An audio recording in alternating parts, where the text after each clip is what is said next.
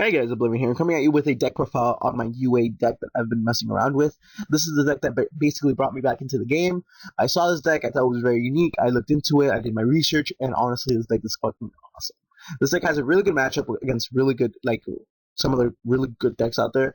The only hard matchup, of course, is the Quill decks, like most, you know what I mean?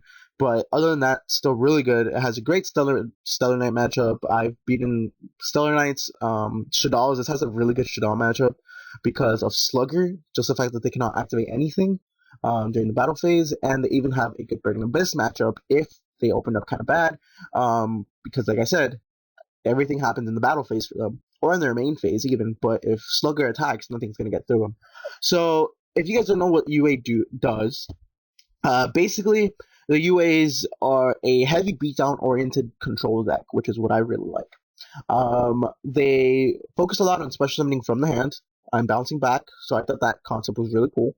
Their majority of their monsters are level 5, and that's basically it. Hopefully, we get more support. I really would like to see this deck get way more support, but honestly, like, it's so good right now. I really love it. Of course, there's also room for improvement. I do have multiple variants of this, like Card Trooper or Curry Bandit, where you basically mill out and you get Call of the Haunted, and you basically special them with Call of the Haunted and all that type of stuff. I also have just a Royal Decree version because this deck is very tight.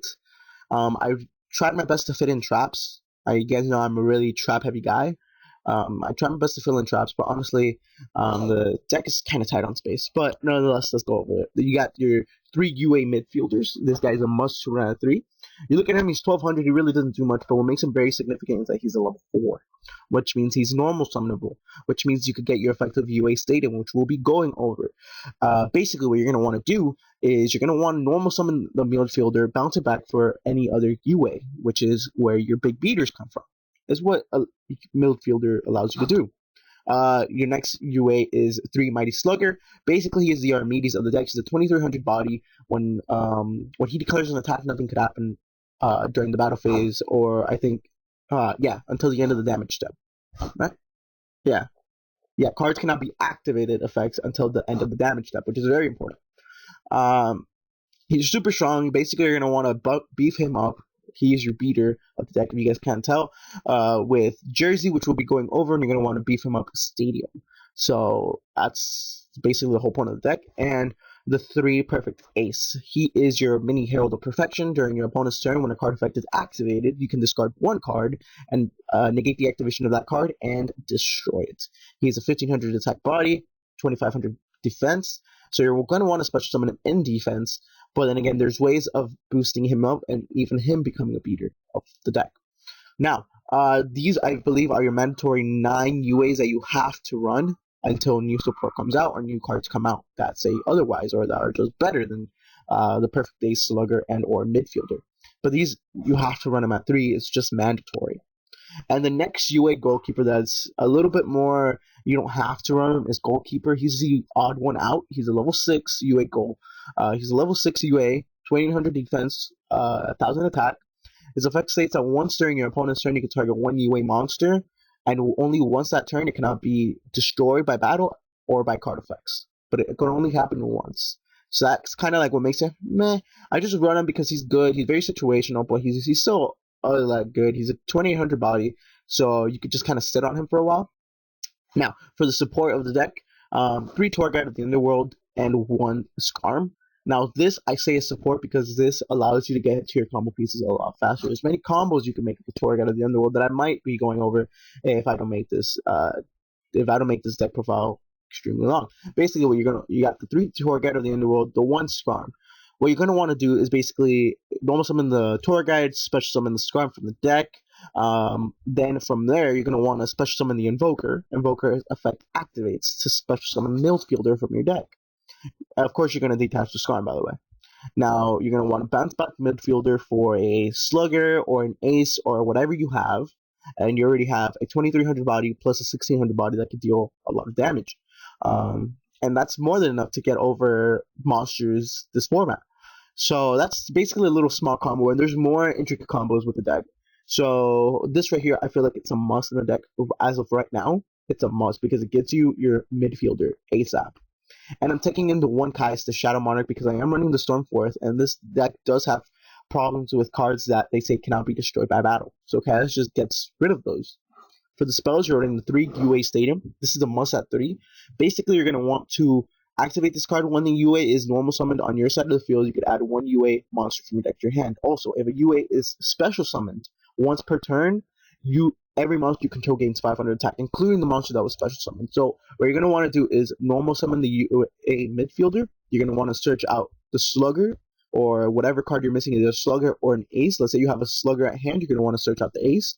Bounce back midfielder, special summon Slugger. Now Slugger goes up to 2800 because of Stadium. You're going to want to attack, deal damage. Bounce back Slugger, special summon Ace in defense position, and then wait until your next turn and deal damage. And then your next card is UA Powered Jersey. Before I get into it, it's an equip card. I believe this card only needs to be run at 2, no 3. I know that there's people out there that runs it at 3. I don't think that 3 is necessary because there's ways that you beef up your monsters already, which is through Stadium. So what UA Powered Jersey does is basically an equip spell that if you equip it to a UA monster, the equipped monster gains 1000 attack plus defense. If it battles an opponent's monster, it inflicts double damage to that opponent's monster, and if it destroys the monster, you can attack again. Basically what you're going to want to do. And if you guys have not guessed, you're going to want to equip this card to Slug. Now, I can vouch for this deck and say that you literally can end the duel with only 2 battle phases, and that's saying something. So you only need 2 of this because, like I said, your monsters already get beefed up by Stadium. So I believe you only ever need 2. For the other spells, you run through the 3 Rhoda, because I know you only have 3 targets, which is midfielder, but this card is just way too good. This guy is literally a key component to this deck. Like, you need to put in this guy, or you need to search out this guy. I was also even thinking about running Terraforming, because Stadium is such a great card, but I just do not like Terraforming as a card, and I feel like this deck is really tight on space. 3 MST, I believe 3 MST right now is a must with the back row that is. 2 Monarch Storm 4th, because you're running basically 3, 6, 7, 8 targets for it. Not to mention that this card just solves a lot of problematic cards. Winda, let's see, I can't really think of anything at the moment. Winda, if anything else, you know what I mean? Whatever. The one Geki, I do not run Soul Charge because I run the Feast of the Wilds level 5. Basically, this does not. You do not have to pay life points for this, and you can still enter your battle phase. Basically, you can special summon up to 2 level 5 warrior monsters from your hand and or graveyard, but their effects are negated. Also, they cannot attack. So, basically what you're going to want to do is special summon 2 level 5s, let it be 2 Sluggers or 2 Ace, and XYZ with them, and then go into your battle phase and deal tons of damage, which is the whole point of this deck, if you guys have not noticed. For the traps, I'm running the 3 Fiendish Chains. You guys can run Breakthrough Skill if you guys want to. 3 Dimensional Prisons, really good card for spot removal. The 1 Warning, Bottomless, 1 Compulsory, and I'm taking in the 1 Wiretap. I really do want like Trap Stuns or something like that, because Trap Stuns are, I believe, really good. But Wiretap does get over the counter traps and, you know, like the Stellar Knight's Judgment, basically. So yeah, that's the plus to Wiretap, but I really just like Trap Stun in general because it just stops everything for the turn, and you don't really have to worry about anything else. For the extra deck, you barely go into the extra deck, to be honest, only with tour guides. So I'm running a lot of level 3, rank 3s, Levier, Alucard, 2 MX Saber Invokers, 1 Leviathan Dragon, 1 Fortune Tune, Zen Mains. For the rank 4s, I'm running 101, Cowboy, Black Ship. For the 5s, I'm running 1 Tyrius, Volcanosaurus, Durandal, and Shark Fortress, and the 1 Gaia Dragon. So that's it for the deck, guys. I will be posting up some duel videos. I really do like this deck. It's really fun. It got me back, I realized that I've been getting on DN a lot more often than usual just to test this deck out. I also am testing out multiple variants of heroes, masked heroes with Dark Law and stuff. Heroes are going to be really strong in my opinion, and you know, agents and all that type of stuff that I basically I'm just having fun with. I'm just having fun. I do not want to get into competitive play, but it's still nice here and there to be competitive decks with a deck like this. So anyways, guys, hopefully you guys enjoyed the deck profile. I will be coming at you guys with duels, and let me know what you guys think in the deck. This deck is still in the prototype stage. Hopefully we get more support for it.